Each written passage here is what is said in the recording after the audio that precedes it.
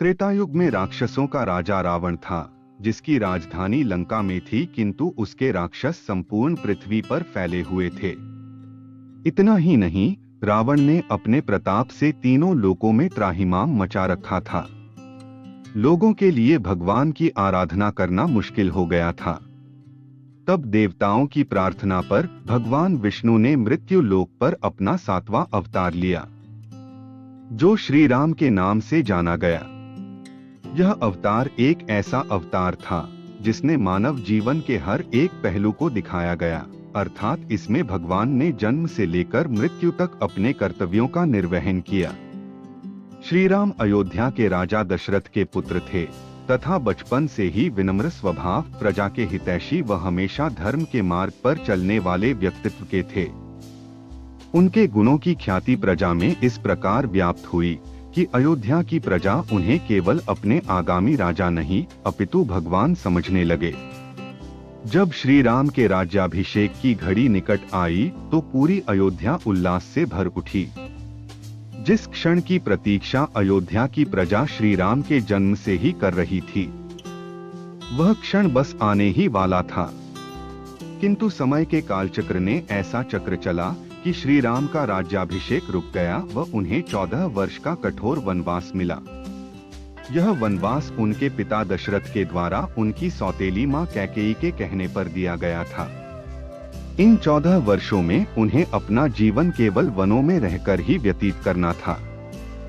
उनके साथ उनकी पत्नी सीता व छोटे भाई लक्ष्मण ने भी वन में जाने का निर्णय किया। अगले दिन श्री राम रथ में बैठकर जब वन में प्रस्थान करने लगे तो मानो अयोध्या में चीख पुकार मच गई। अयोध्या की प्रजा उन्हें जाने देने के लिए बिल्कुल भी तैयार नहीं थी। श्री राम के समझाने के पश्चात वे सभी समझ तो गए, लेकिन अब वे लोग उनके साथ वन में ही रहना चाहते थे। अर्थात अयोध्या की प्रजा उन्हें जाने देने से तो नहीं रोक सकती थी, लेकिन उन्होंने निर्णय लिया कि जहां उनके आराध्य श्री राम रहेंगे वे सभी वही रहेंगे। जब उन्होंने देखा कि प्रजा अब उनकी नहीं सुनेगी व उनके साथ ही चलेगी, तो उन्होंने एक योजना के तहत कार्य किया। जब सारी प्रजा रात में सो रही थी, तब वे भोर होने से पूर्व ही लक्ष्मण व सीता के साथ वन में निकल गए। प्रातःकाल जब अयोध्या की प्रजा उठी तो श्री राम को वहां नहीं पाकर विलाप करने लगी। उन्हें पता चल गया था कि श्री राम अपने धर्म का पालन करने हेतु अकेले निकल पड़े हैं। यह देखकर सबकी दृष्टि में उनका सम्मान और अधिक बढ़ गया था। इसके पश्चात श्री राम ने अपने पिता के वचनों को पालन करते हुए 14 वर्ष वनवासी के रूप में एक कठोर जीवन व्यतीत किया।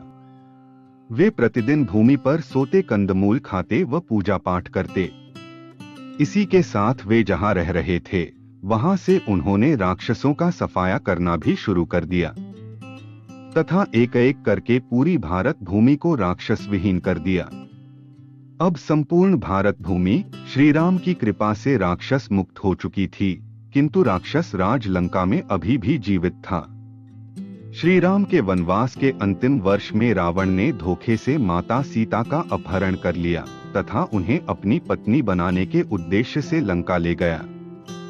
जब श्री राम को इसका पता चला तो उन्होंने किष्किंधा के वानर राजा सुग्रीव के साथ मित्रता कर लंका पर चढ़ाई कर दी थी। श्री राम ने रावण की राक्षस सेना के साथ युद्ध करने के लिए केवल नीति व नियमों का ही आश्रय लिया। उनके पास सुग्रीव की वानरों की सेना थी, जिनके सामने राक्षसों की सेना अति विशाल, भीमकाय व अधिक शक्तिशाली थी। किंतु श्री राम फिर भी विचलित नहीं हुए तथा रावण की सेना के साथ युद्ध किया।